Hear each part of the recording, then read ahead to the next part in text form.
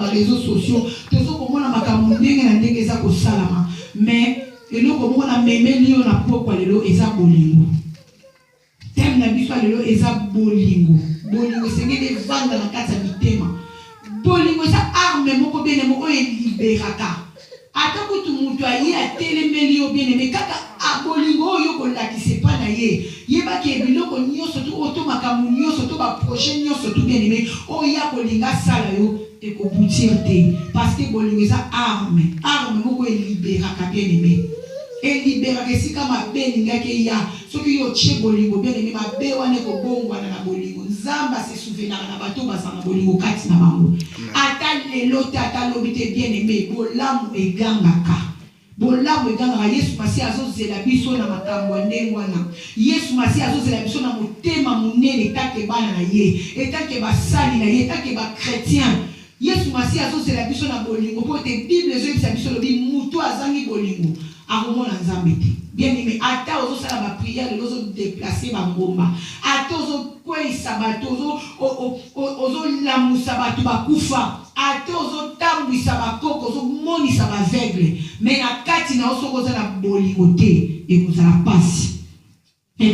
pasi bien aimé et c'est que tous se supportaner les uns et les autres tous se supportaner tous se respectaner.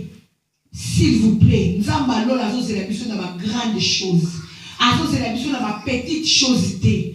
Azo c'est la biso na grande chose parce que église to za famille. To komi déjà mutu moko pote Bible zo yebisa to sika batuni balé. Soki basangani na kombo na za kati na maman. Bien aimé, to sosola bien. Ta Bible yebisa biso ke batuni balé so basangani na za kati na maman. C'est pas par la chair. C'est pas par la chair, c'est par l'esprit. Par l'esprit, tu as simba na kabiso bi balé pasteur azate tellement tu as esprit mon corps bien aimé tu as capable de déclencher un miracle tu as capable de déclencher biloko minene pour tu as esprit mon corps nzambe ta maye kati na biso comme lokola troisième oyo aya memi biso na mouvement mususu to na vent mususu ya ona ina senga mutu moko na pokwa na lelo bien aimé fongola motema fongola pena motema na yo otozo partager na nzela Saint-Esprit na buto lelo et kota na kati ya bongo ya mutu moko esala quelque chose. Totangi na 1 Pierre 4 verset 1. Bible dit que la fin de toutes choses est proche. Soyons donc sages et sombres pour vaincre à la prière. Bible dit senga biso bien mais tous à la sage.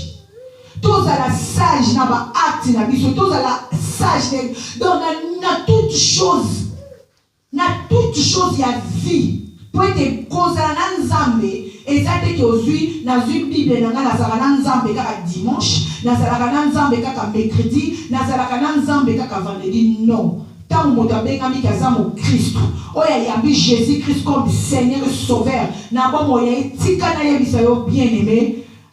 Il faut la toute vie. Cause la mon Christ, c'est la vie à mon tout. Amen. Parce que quand on connaît confesse que Jésus Christ comme Seigneur et Sauveur, on lobby que la tiki m'a ben n'a passé dans l'autre bord, n'a ligne la Yesu Masia. Yeba que mon combat là c'est déclenché qui n'a bon dans monde de ténèbres. Même à mon goût n'a pas occupé na yote parce qu'il va causer toujours yé. Mais quand on t'a confessé à casu conscience parce que la Bible dit mon peuple périt par la marque de connaissance. Il y a longtemps où tu as la connaissance, il y a bon zamete, tu kendara ki budi tozo tambola, tozo yebate le koni, tozo sala, tozo yebate le koni, tozo simba, tozo yebate le koni, tozo lia. Mais tant où tu as renouvelé la conscience de la Saint-Esprit, tu as eu conscience à l'objet que na tiki ma belle na balago sala, na ndibi Yesu comme Seigneur et Sauveur, a changé maître na bon moyen et Seigneur sous quoi sala malamu. Tant où tu diable a comme a kocha bon moyen mutu wanaka. Bible dit que la fin d'une chose est proche. La fin d'une chose, bien aimé, est au coma. Souka ya makambo nyonso eza kokoma.